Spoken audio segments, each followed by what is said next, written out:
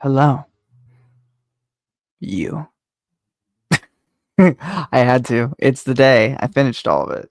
Um, but we're not gonna get into that yet. At the time that this is going up, I still have parts 2 and part 3 of my thoughts on the crippled god to come out. But I figured at this point, as for me, it's been quite a few months now since I finished the Book of the Fallen and pretty much all of the Malazan work until the second sequel book by Steven Erikson comes out in October.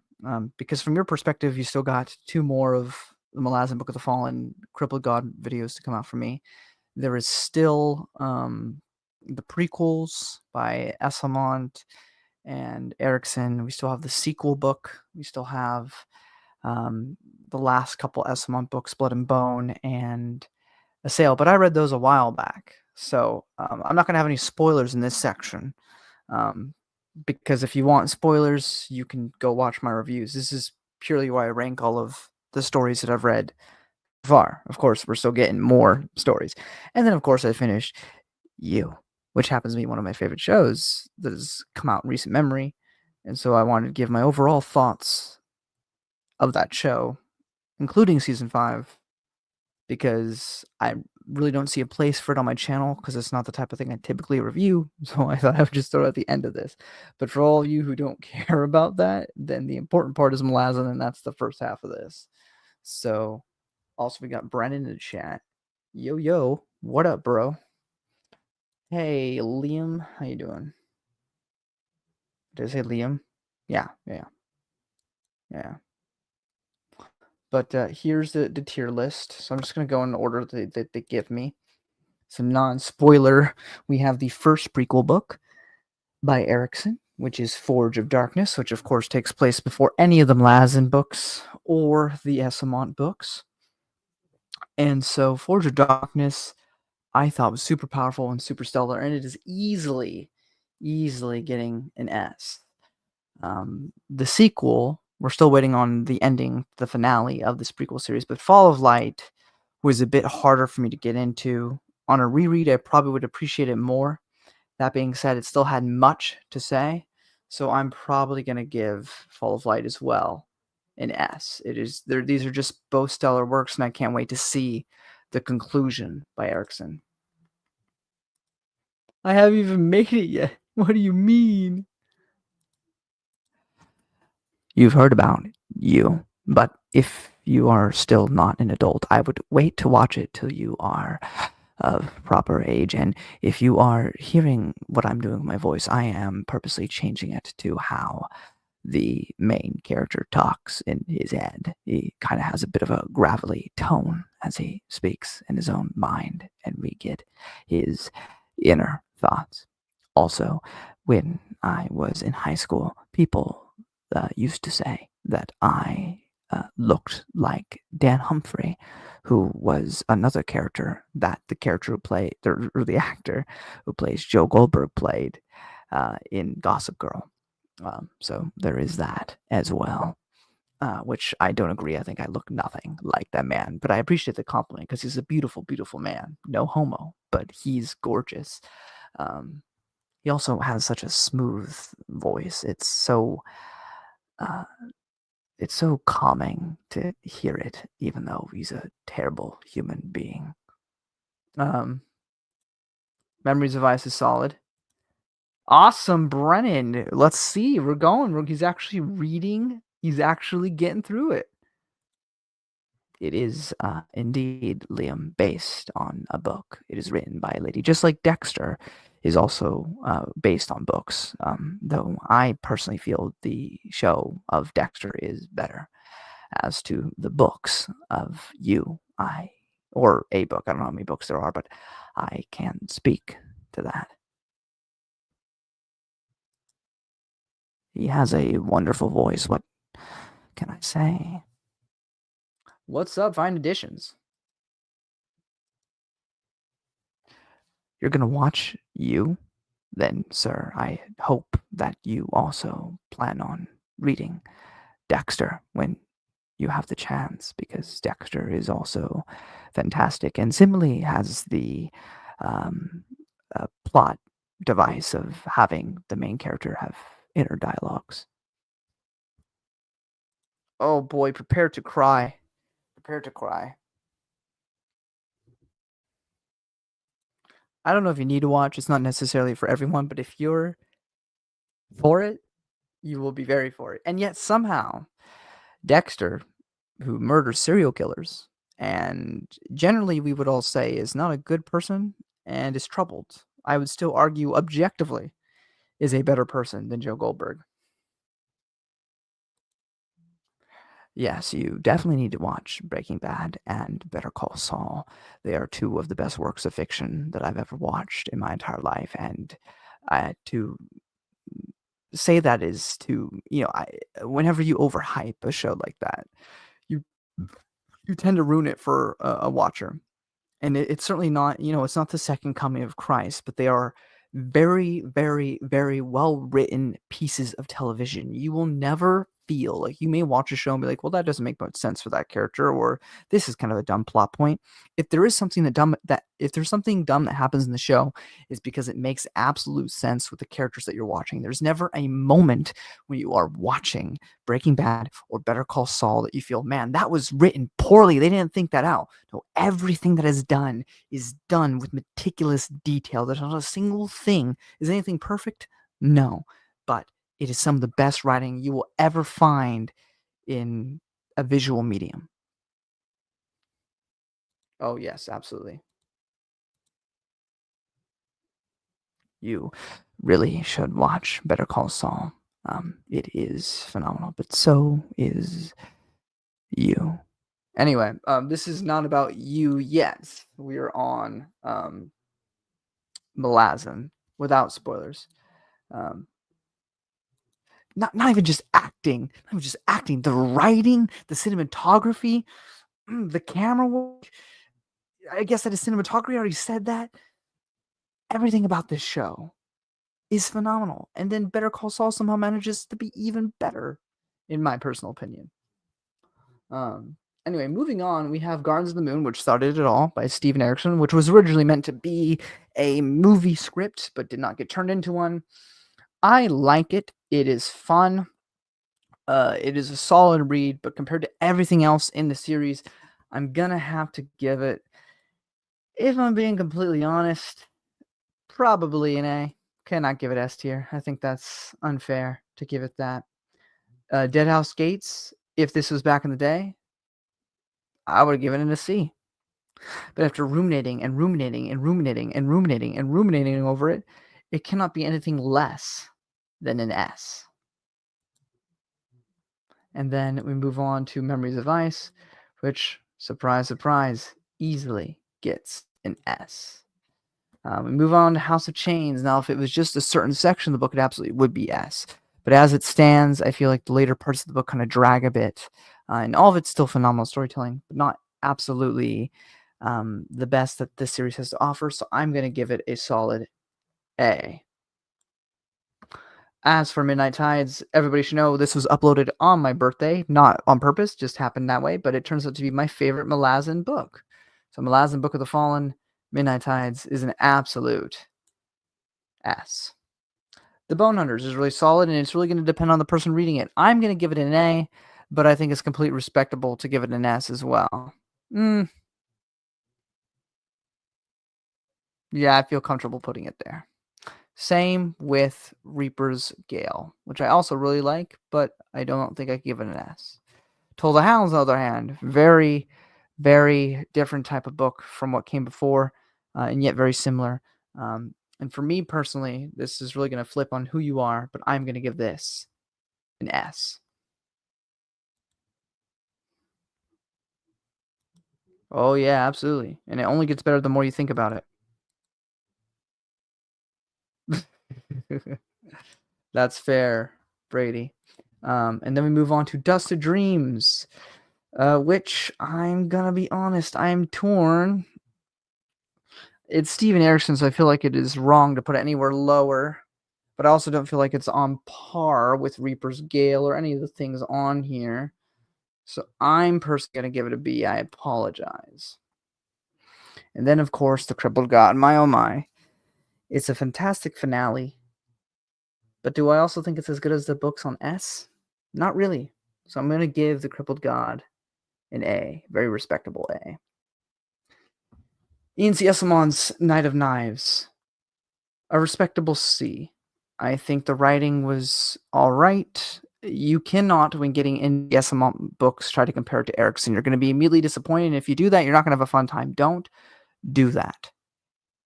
It is just like the expanded universe where we had multiple different authors write within the same world, but they did not all have the same style or feel. You can't go into that expecting that. But also, I would still say that Asimont ranks above most of the expanded universe authors that you can name. But I still think it is respectable to see there. As he learns, as he grows, the series continues to get better and better and better. So he definitely learns from his craft and gets better as that goes on. Crimson Guard, I'm similarly, even though I think this is absolutely one thing that annoys me about this is that people say you only need to read the main 10 and you don't need to touch the NCS books. Those are extra if you like the world. But while it may not be essential to the plot, if you do not read Crimson Guard, a very important character just stops being in the story. And if you're wondering where they went, you just simply won't get an answer until you read Ian C. Asimov. And I think that's absolutely absurd. So I do think this book is essential in reading if you're going to get into the Book of the Fallen. But in terms of writing and prose, I'm going to give it a C. But it is a massive step up from Knight of Knives. Stonewielder, again, Asimont was really growing in strength, and I'm easily giving this one a B. Along with Orb Scepter Throne, which is kind of a sequel to Toll the Hounds. I appreciate that. We'll see if I get there. Yeah. No, it wouldn't be any lower than that. Let's see. Blood and Bone, I'm also going to give a respectable. Yeah, I think pretty much all of the rest of the Malazan or books of the Malazan Empire are going to get a B here. The last 3 or last 4 are really, really solid works. And I do put them up there with Dust of Dreams. And basically all of Steven Erickson's works are 10 out of 10s. It's just picking what I like more or less here. But none of these are bad books by any means. So to put these on par with Dust of Dreams, I still think is a completely worthy and admirable place to put these. And then we get into the really fun ones by Asimont, which are the prequel books, which I don't think this tier list has the updated Forge the High Mage, which was the latest one so far. So we'll see. I'll just kind of tell you where I would put it. But yeah, Dancer's Lament. I mean, I think this is pretty easy. All these are getting A tier. These are so much fun to read. Solid. This Forge the High Mage would also go here. They are just this it's a quadrilogy, so it's supposed to be 6 books, but these books are so much fun. And while you may know the world now, right? You've read some prequels by Erickson, you've read the main 10, you've read books of the Malazan Empire. You think you know the world, but yet still there's so much fun to be had here. To get some, earlier stories of some of your favorite characters is a lot of fun. And yet it's not a typical prequel trope. You're like, well, I already know what's going to happen, so where's the excitement? Because you don't, because that's the magic of Steven Erickson and Ian C. Asimont as anthropologists and stuff, that they don't look at history as a concrete thing. History is written by the victors. So there's a lot of stuff that we are told in Malazan Book of the Fallen that is not false, but is not entirely true. And with that, you can play with a lot of stuff in there. So there's still stuff to be surprised about in here, and a lot of stuff that just the dynamics are really fun. If you loved Shadow Throne and Cotillion in the Book of the Fallen, you're going to get a lot of fun moments like that throughout this series, as well as getting a lot of love to other characters. And I can't really get into spoilers too much, but it is pure fun. And at this point, Esimont has become a master of what he's doing. He still is never going to be the same thing as Steven Erickson, but he has really found his stride, and it is so page turning and fun. And look at this. I mean, I have Guardians of the Moon, House of Chains, the Bone Hunters, Reaper's Gale, and the finale to the Malazan Book of the Fallen, the Crippled God, and I'm still putting these prequel books at this same tier. You know that these have to be solid.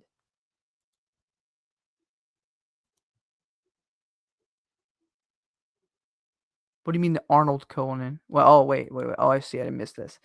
How's the Conan books been, by the way? I thought about checking them out in the comics. I remember you saying you were going to start reading it. I did start reading them, and I have uploaded them. It's just that I'm massively ahead of my uploads, so they are there. Um, they're not really books, they're more short stories and collections of books, and most of them are fine. I was hoping to get a very similar vibe to Karsa Orlong, who is a sort of deconstruction of the character in Malazan Book of the Fallen, but that is not exactly what Conan is, and as it stands, a lot of and it's not entirely Robert E. Howard's fault. A lot of the things that are in these stories are tropes that we see time and time again now, which we take for granted. Now, of course, I can't really give that as a negative to Conan. It's not derivative because it was first, but in a lot of senses, I've seen a lot of these types of stories again and again and again, even in Star Wars. So it's a bit hard to get really invested, especially when I know that the character work most of the time is not particularly powerful in these works. It's more about the adventure than getting to know Conan as a human being. And so it makes it hard to really get invested, especially as someone who's especially interested in characters and dialogue, because that tends to not be often the case. There are exceptions. If you're going to read anything, an absolute must is the was it the God in the Elephant Tower or something like that. That's a must. And Arnold's also really fun. Mm. Arnold's Schwarzenegger. Back to the list. These are the Botchland and Corbel Broach novellas. Um, what is this? Blood Follows. I think that was a solid B. The Healthy Dead, I'm gonna give an A because it was really fun. Leaves of Laughter's End is probably also gonna go here, along with Crackbot Trail. I'm just gonna get these through. Oh, Fiends of Nightmare, and this one's probably getting us. No, I mean these all gotta at least be B. They're all solid and fun. They're not essential to the universe whatsoever, but they are really fun tales. This one was just a cut above the rest for me, but most of them, they're really fun though. They're really solid works. Definitely recommend them. And then of course we have The God Is Not Willing, which is the first sequel book by Erickson. And I struggled for a long time with this, but honestly, with the betrayal of the main character, which I can't really get into, but he's experienced some trauma. One thing that this series often deals with time and time and time again, and yet Erickson seems to find a new way to get your heart to turn by not just doing the same thing with it again and again, but finding different ways to make it still hurt your soul. I will say at the very least that it does deal yet again with rape. I mean, in multiple different avenues. I mean, I don't think it is a spoiler to say that Karsa Orlong's son plays a main character in this book. And there's so many layers to this without getting into spoilers. But I mean, there's rape throughout this book in different forms. I mean, the main character himself is a product of rape. We see in House of Chains that Karsa does certain things that we don't approve of. And this child is a result of that evil. But does he deserve chastisement for simply existing and the things that have been done to him? He is like this sweet boy that he has this legacy attached to him, and people expect this sort of thing when they see him as this person, but he's not that at all. And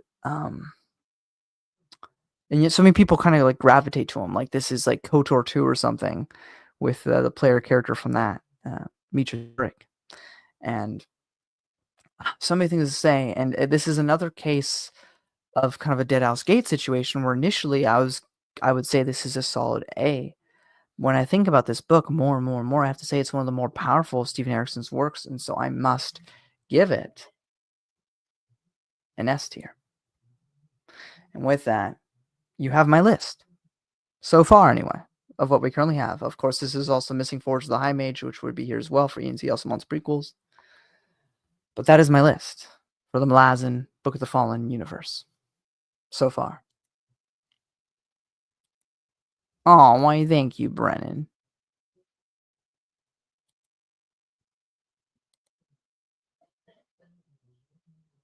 Well, it's Steven Erikson. So I'm not just thinking about story. If we're talking about stories and stuff, I think that Ian C. S. Simon's Night of Knives and Return to the Crimson Guard are better. But I was also taking into account like prose and just general fun factor. They're shorter stories, so they have less ground to cover anyway. So it's more snappy to the point. So, but it's Steven Erikson. So they're all, you know what? Just because you said that, let's go. Fiends and Nymeria is getting a C. Crackbox Trail was okay to me. It's very fourth wall breaking.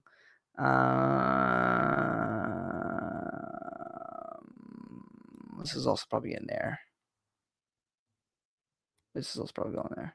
There you go, Brennan. I adjusted the list just for you. So there we go. Just because you made me second guess myself.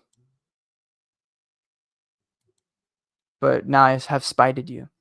So there's that. 1 second while I look this up.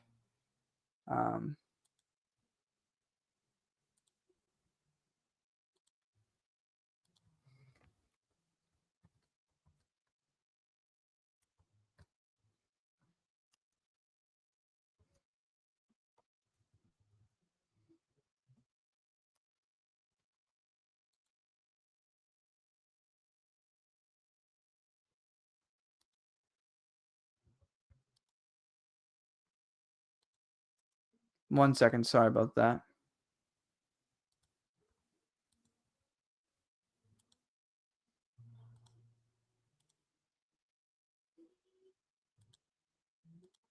Hello.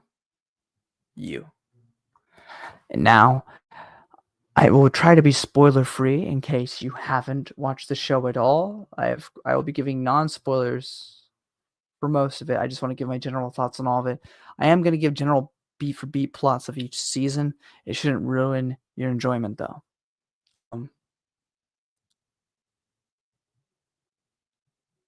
I absolutely agree, Liam.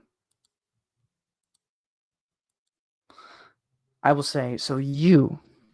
Season 1, you don't want to stop watching. You feel so icky watching it, and yet you're so enthralled because Joe is. You listen to him talk, and it is truly.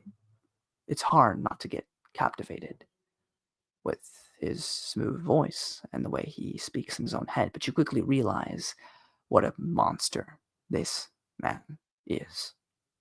But we also learn a lot in terms of his past. We learn more in season 2. But in this season, Joe falls for a woman named Guinevere Beck. Somebody that he can save, somebody that he can fix, make her life better. And so he becomes obsessed, and the web gets tangled and tangled. There are more complexities within complexities, and it ends tragically. I think it's pretty obvious just by trailers, but Guinevere Beck does not survive the season. I don't think that's a huge spoiler. I think at this point in time, that's pretty common news to know if you look at season 5 and see that there's no visual image of this lady in the season. But that's season 1 without spoilers. And I think season 1 is super, super, super well written. And I think it's acted well, and it's captivating throughout. And I thought it was a great season of television. Then move on to season 2, where, hold on,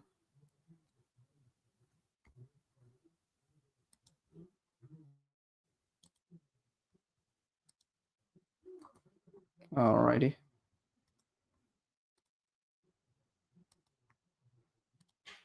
alrighty, 1 second.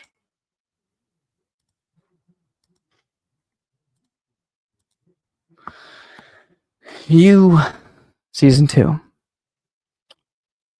Joe is on the run. He lived in New York. He runs to Los Angeles, where he is going under the name of Will.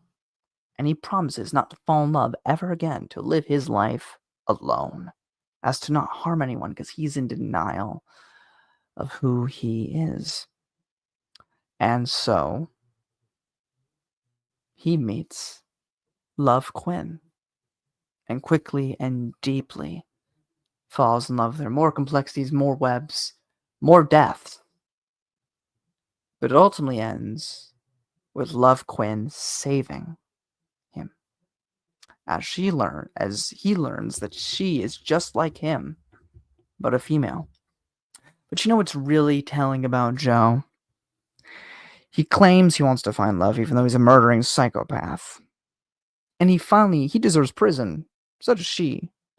But he finally meets someone who sees him completely and utterly for who he is and yet doesn't run away and in fact embraces it, loves him anyway. And the instant he meets someone just like him, his interest immediately fades away. He is no longer in love with this lady, but he can't kill her because she is carrying his child. And that is season 2.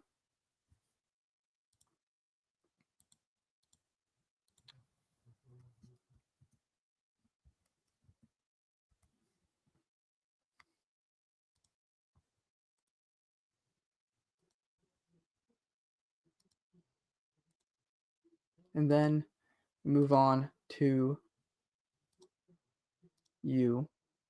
season 3. Joe now has to live with Love Quinn because they are raising their kid together.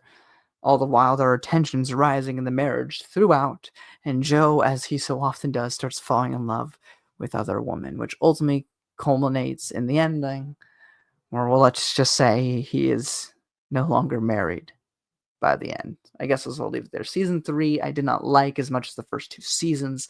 I felt like they were constantly popping off, and season 3 slowed its pacing down. That being said, I think it was still really fun. And do I think Quinn deserved that? No, but she's also not innocent. Honestly, they both needed therapy to be behind bars. But his real soulmate, kind of, and he rejected her. But again, because of the events of season 3, he must go on the run. So then we move on to season 4, where he moves to London. And as he moves to London, again, this is more of a murder mystery because, well, Joe is getting text messages about another murderer. So this time it's a whodunit with Joe. But, of course, by the end of the season, he has fallen in love with another woman. This time, the woman sees past his flaws and marries him. And he seemingly lives happily ever after. And by the end of the season, he moves back to New York, where he can be married with his wife Kate and with his child. And he's living happily ever after until, of course, we reach the final season, which is season 5. We've gone 5 years with Joe, or not 5 years, but 5 seasons at least, with Joe seemingly getting away with not pun intended, absolutely pun intended, it is the case, Joe getting away with murder. And it is time for that to stop. Will it be stopped? Can he be stopped? Will it end? Because season 4 teased Joe killing himself, but death would be too easy. That would be on his terms. That can't be the case. He needs to be put in prison for what he's done. Will he, though? You have to watch this season to find out. Will his sins, will his past come back to haunt him? That is what you must do, is to watch the season to find out. But overall, as a show, if you also watch Dexter, you realize just objectively how much of a better person Dexter is from Joe. Because Joe constantly says he wishes for love, but it's all a facade. It's all a lie. And aren't we part of the problem, especially girls that are really into him for some reason, enabling him in a sense, even though he's fictional. This is, I just think, a really well done. So, I, I really enjoyed it, and I think the finale hit all the right boxes, and I think you'll have a fun time if you haven't started it. So that's overall my thoughts on You. Thank you. I tried to be not too spoilerly on any of it, so I don't think I gave you an overview, but didn't really explain too much. So hopefully you will enjoy it. But make no mistake, this is a stalker murderer who claims he's a hopeless romantic and wants to be with a woman, but all he does is cause pain. And he victimizes himself. It makes him out to be the victim when in reality he is the abuser. He is the person that causes all of the problems. He is the worst, most despicable person I've ever watched, but you can't help but be entertained. You are inside his head. You get to hear his thoughts. You get to hear what he's thinking. And sometimes it can be relatable when he says something funny about like the upper class or something. But by and large, this is a man who is not someone to idolize. He's a terrible, terrible human being. And we enjoy watching this fictional world where people suffer in his wake because we enjoy seeing him get away with it. So aren't we part of the problem?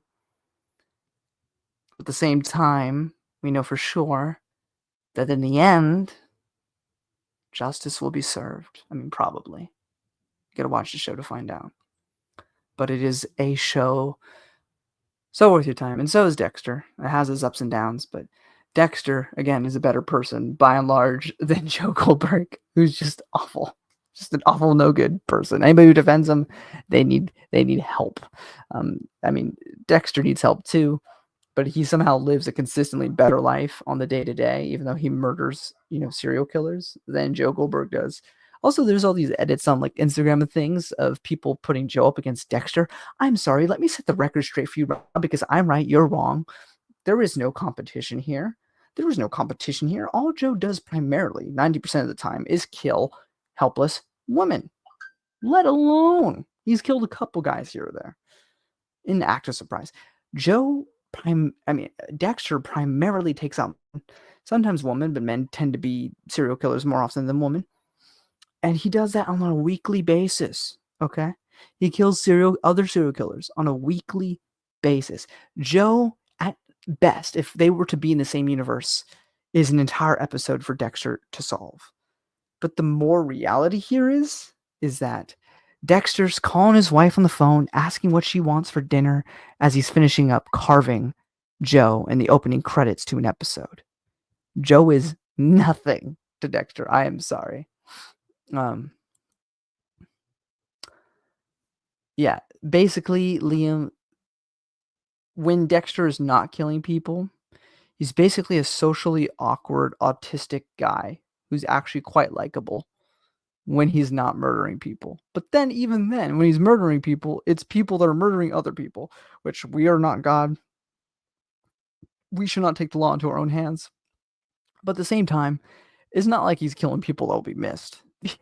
These are people that are doing irreparable damage. They feel no guilt. They don't seemingly want to repent. I'm not condoning what he's doing, but compared to Joe, this guy is a saint. So, but that is pretty much my thoughts, both of which I think are on Netflix right now, Dexter and You. So definitely worth a watch. But I'm not much of a TV reviewer besides stuff that is immediately related to stuff I watch, like Star Trek and whatnot. So, yeah, I guess those are my overall thoughts. If you enjoyed the video, give it a thumbs up. Next Thursday, you should have part 2 to my review of The Crippled God if you don't care about spoilers. And then the week after that should be the finale to The Crippled God and the Malazan Book of the Fallen as a whole. So I hope you all join me for that if you are that far into the series already, or if you'll just go and join me for other discussions of other stuff. Thanks, Liam, for being here. You're the last one here. I appreciate you, man. I'm going to head to bed, but it's been fun. I also saw, for those Star Wars fans, I watched episode 3 in theaters today for the very first time. I was 4 years old when that film came out initially, and I don't think I saw it in theaters, so I got to see it for the 20th anniversary, and that was quite phenomenal. I had quite a good time with that. So it's overall been quite a good day. But yeah, thank you all so much for watching. Thank you, Liam, and I'll see you next time. Yeah, right. A serial killer kills serial killers. It is such an interesting concept. It's so much fun. Yeah, I mean, I don't know what to say. Dude, nice. Right? It is such a interesting experience just seeing the film in theaters because you always watch it on the small screen, but getting to actually see it up on the big screen is quite a difference with the surround sound. It's just beautiful. Do it. Unlimited power. Have you ever heard the tragedy of Darth Plagueis the Wise? They said it was said he was so powerful he could even save the ones he loved from dying. His apprentice, he taught his apprentice everything he knew, and then his apprentice killed him in his sleep. It's ironic. He could save others from death, but not himself. You turned her against me, Liam. You specifically. That's funny. Actually.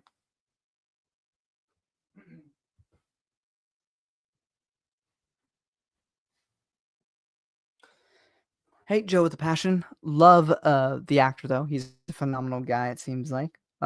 But to do some voice acting work here, get some practice. Um, here's a little thing. I sent this to Brennan as well. But I'll give it to those who stayed to the very end here. A little thingy. So it starts with observation. You don't just look. You see the way they hold themselves, the curve of their words, the subtle choices they make when they think no one's watching, because no one is except you. Then you insert yourself, not physically at least, not yet. You learn what they love, what they fear, what they dream of when the lights go out. Social media makes it easy. They hand you the keys to their soul with every post, every like. But it's not about stalking, it's about understanding, becoming the person they need before they even realize they need you. You listen to their silences, decode the unsaid. You're patient because love, real love, is worth waiting for. And when the world gets in the way, when obstacles arise, you remove them quietly, effectively, efficiently, out of necessity. Because what you're doing, it's not about you. It's for them, for us.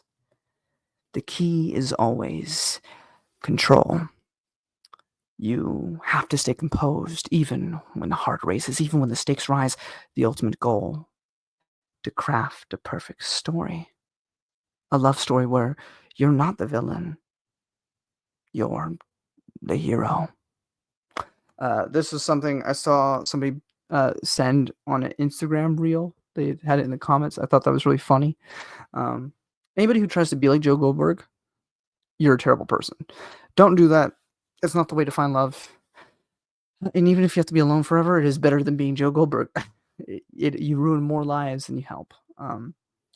And if you feel that lonely, I mean, listen, I'm a lonely guy. There's no need to do that, right? There are ways of dealing with that. Go join the Star Wars Expanded Universe fandom. Go read some books. You'll feel better. And even if you're alone, so what? Why do you need anybody else to be happy? Right? It's a trap. The feeling that you need to be loved. That as if someone else acknowledges your existence, you finally find worth. You finally find a reason to be. It's not healthy. So love yourself and make sure yourself is not murdering other people. And once you have that figured out, then you can worry about loving other people. I know that's easier said than done, but it is. You need to be comfortable with yourself. You need to be able to live with yourself and be content with if you never find anyone, that you can still thrive and exist. Everybody wants to be loved. Everybody wants to be seen, but it's not worth becoming a monster to do so, I guess is my point. Um, right? Ian McDermott is just a phenomenal, phenomenal actor. Um, it should be. It should be. Do not be Joe Goldberg. Uh, I'm not a maybe. I'm the one. He also only lasted 8 seconds in bed in season one. Now, I can't really hate on the guy because I've never done it, so I have no reference point. But it was quite funny. It was quite funny. It was 8 seconds, and he was done. That was crazy. Anyway, phenomenal show. Love Quinn though. Okay. Um, listen, listen. If she wants to kill people, I'm not gonna tell her no. Okay? She can do that little lip bite to me that she does in season two, and I'm just gonna let her go about her way. Maybe I'm complicit. Maybe I'm evil. Maybe I'm a terrible person. Maybe I got a little bit of Joe inside me, but if I had someone like Love Quinn, I don't think I'd be powerful enough to tell her not to do that. I think I'm gonna let her do what she wants. Okay, and that's just the way it has to be. But he's also stupid because he killed the best girl on the show. I loved her so much, and he took her away from me. Anyway, that's gonna be it. I need to get out of here. I'm getting delirious. I'm tired. Um, it's a great show though. Um, just so binge worthy though. Just so much fun. And I'm glad he got caught in the end. I don't think that's too much of a spoiler. That was the only satisfying way for this series to conclude is for that to be the case. And I'm glad it happened. Um, I think it is a cautionary tale. Everybody wants to find love. Man, woman, there's not a single soul that doesn't want to be. Anybody that says they don't, they're lying. They may have become content with being alone, but no one wants to be alone. Everybody wants there's someone. And sometimes people find it, sometimes they don't. I've certainly made my fair mistakes. Certainly nothing like murdering people, but, you know, I allowed myself to feel less because I felt unseen, unheard by the very partner I had. Having to beg, "Hey, can I take you home from work?" Just that. Just drive you home. Just from work to your house, drop you off because I want to see you. And I don't blame her. She had a rough past not getting into it because it's not my place. But it's rough when you really try and you start thinking you're not good enough, but it's not about you. It's about them. And you just wish them a good life. And from there, you worry about yourself. But, past couple years, I don't know why this show and Dexter can be so comforting at times. It's a weird sort of feeling. Because like I don't idolize like here's like Dexter. I weirdly have this like love for the guy. Like I love the guy. I wish him nothing but the best, even though he's not the greatest person. But every time I see Joe, he just pisses me off. I just hate him. I hate him so much. This guy. But it's 2025. It's been a decent year. 2024 though, lost my grandma, lost my cat, lost a lot of close friendships that I thought were sealed tight, but they were not. And I don't know what I'm getting on with this, about all this. I'm kind of just rambling now. But the strangest things can be the most cathartic and comforting. Same thing with my love of Silent Hill 2, which is a super depressing game. But all that to be said, just keep going. Keep going. And either you'll find your someone eventually, or you'll find contentment elsewhere. But I don't think this life ever promises us happiness. We kind of have to make that for ourselves. I think we can be promised contentment, but we'll never truly find happiness if we look for it in the wrong places. So, we all must do our part to make ourselves happy, while also not sacrificing other people's happiness to get that happiness, if that makes sense. It's a rough ride life, but we have to make it through, and we have to find ways to help one another. And, you know, if everybody was selfless, then no one would be sad.